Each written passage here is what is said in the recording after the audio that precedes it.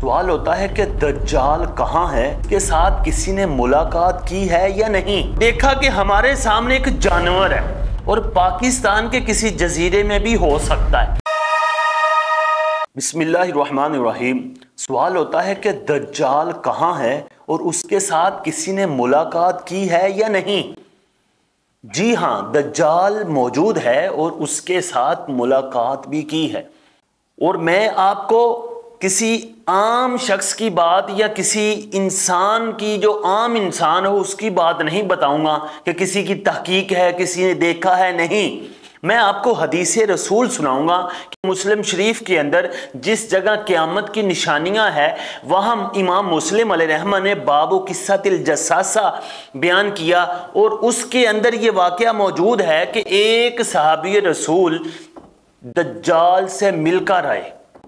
واقعہ کچھ اس طرح ہے کہ نبی کریم صلی اللہ تعالیٰ علیہ وآلہ وسلم نے ایک دن صحابہ کو جمع کیا اور جمع کر کے فرمایا کہ میں نے آج آپ کو نہ تو رغبت والی چیز بتانے کے لیے جمع کیا ہے اور نہ ہی میں نے اس لیے جمع کیا ہے کہ آپ کو کوئی ڈر والی چیز بتاؤں۔ آپ جانتے ہیں کہ میں نے آپ کو کیوں جمع کیا؟ تو صحابہ نے کہا واللہ عالم والرسول، کہ اللہ اور اس کا رسول زیادہ جانتا ہے۔ اور آگے حضور نے خود فرمایا، کہا کہ ایک شخص آیا جو نصرانی تھا، جو مسلمان نہیں تھا، وہ آیا ہے، وہ مسلمان ہوا، اس نے بیعت کی اور اس نے ایک بات سنائی، اور وہ بات اور اس کے ساتھ پیش آئی ہے، اور وہی بات میں تمہیں اکثر بیان کرتا ہوں مسیح دجال کے بارے میں۔ یعنی جس صحابی نے اس دجال کو دیکھا تھا وہ اسلام قبول کرنے سے پہلے دیکھا تھا، اور حضور صحابہ کو اس کے دیکھنے سے پہلے بیان کر دیتے تھے، کیونکہ حضور کو اللہ نے علم غیب عطا فرمایا ہوا تھا۔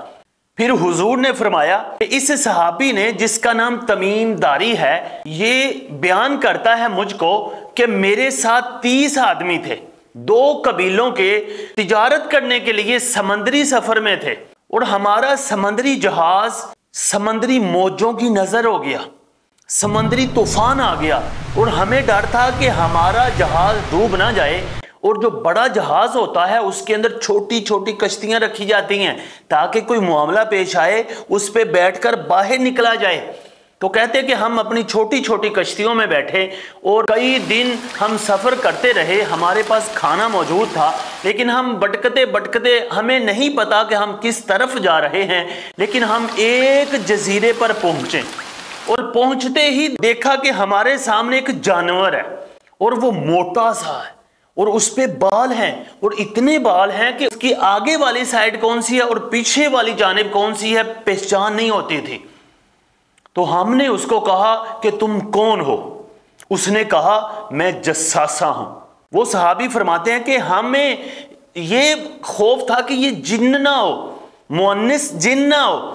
پھر اس عورت نے کہا، بعض روایتوں میں عورت ہے، بعض میں جساسہ ہے، اور اس کے بارے میں علماء کہتے ہیں کہ کوئی عورت بھی ہو سکتی ہے، اور جساسہ سے مراد دابۃ الارض بھی ہو سکتا ہے۔ اور بعض لوگ جو زمانہ موجودہ کے ہیں وہ کہہ رہے ہیں اس سے مراد وہ ہندوؤں کی کالی ماتا تھی، کیونکہ اس کی شکل بھی اس جیسی تھی، لیکن کالی ماتا والی بات اس زمانے کے لوگ کرتے ہیں، جو شارحین ہیں وہ یہ بات نہیں لکھتے، وہ دابۃ الارض بتاتے ہیں یا ایک عورت کے بارے میں بتاتے ہیں۔ دابۃ الارض وہی جس کا قرآن مجید کے اندر ذکر ہے۔ آگے حضور نے فرمایا کہ یہ تمیم داری کہتا ہے کہ اس عورت نے کہا کہ تم اس جزیرے میں ایک مندر ہے، اس مندر میں چلے جاؤ، ایک شخص تمہارا انتظار کر رہا ہے، تمہاری باتوں کا شوق رکھتا ہے، تم سے کچھ خبریں لینا چاہتا ہے۔ کہتے ہیں کہ ہم جلدی گرجے کے اندر گئے، جب گئے وہاں ایک شخص کو دیکھا کہ وہ بندھا ہوا تھا، اس کے ہاتھ پیچھے گردن میں بندھے ہوئے تھے۔ جب ہم وہاں پہنچے تو ہم نے کہا برباد ہو، تم کون ہو؟ اس نے کہا آپ یہ نہ پوچھو کہ میں کون ہوں۔ تو نبی علیہ السلام نے فرمایا کہ تمیم داری نے کہا کہ ہم عرب کے لوگ ہیں، ہم عرب کے لوگ ہیں۔ تو پھر اس نے کہا پھر آپ مجھے کچھ باتیں بتائیں، میرے کچھ چند سوالات ہیں، اس کے جوابات عطا فرمائیں۔ اس نے پہلا سوال پوچھا، اس نے کہا بتاؤ نخل بیسان کے بارے میں۔ اصل میں بیسان ایک فلسطین کے قریب کا علاقہ ہے. تو انہوں نے کہا کہ ہم اس کے بارے میں کیا بتائیں؟ تو اس نے کہا کیا وہ باغ پھل دے رہا ہے؟ تو انہوں نے کہا جی ہاں وہ پھل دے رہا ہے. پھر دجال نے کہا کہ ان قریب وہ پھل دینا بند کر دے گا. پھر اس نے دوسرا سوال پوچھا بحیرہ تبریہ کے بارے میں. یہ بھی اسی علاقے میں ہے.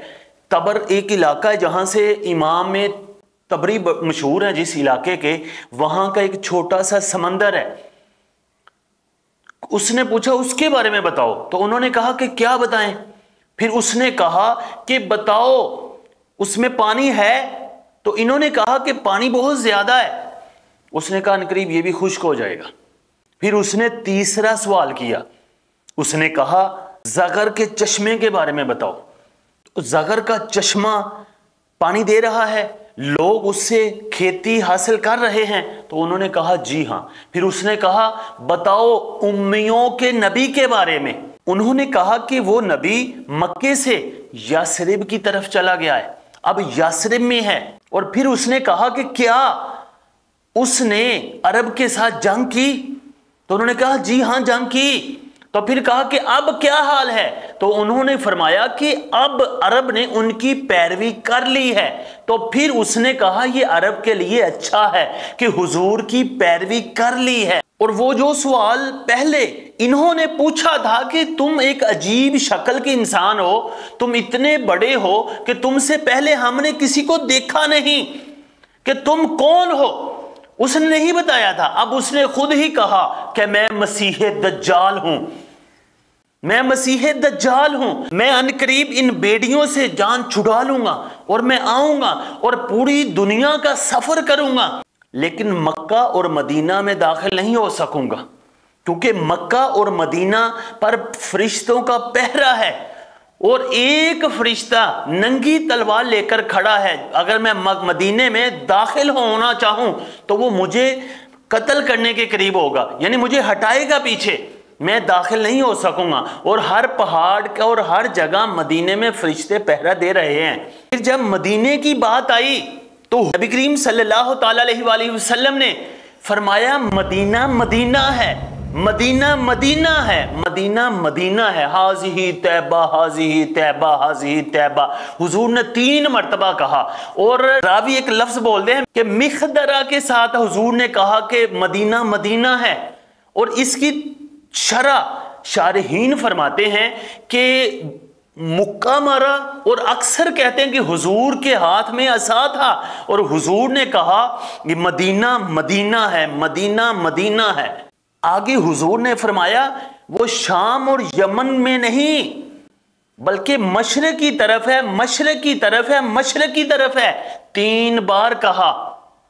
اور کہتے ہیں کہ عرب کے مشرق میں جو چیزیں، جو ممالک واقع ہوتے ہیں ان میں سے ایک پاکستان بھی ہے، اور پاکستان کے کسی جزیرے میں بھی ہو سکتا ہے، اور وہ کسی مندر میں بھی ہو سکتا ہے جو بہت سالوں پرانا ہو.